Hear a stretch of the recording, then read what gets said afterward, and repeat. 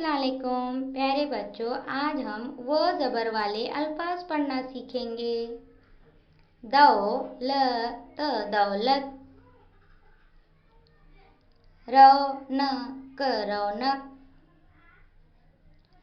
सौरभ सौरभ, शौकत शौकत, औरत औरत, कौसर कौसर, गौतम गौतम, मौसम मौसम, नौकर नौकर, चौखट चौखट। शुक्रिया।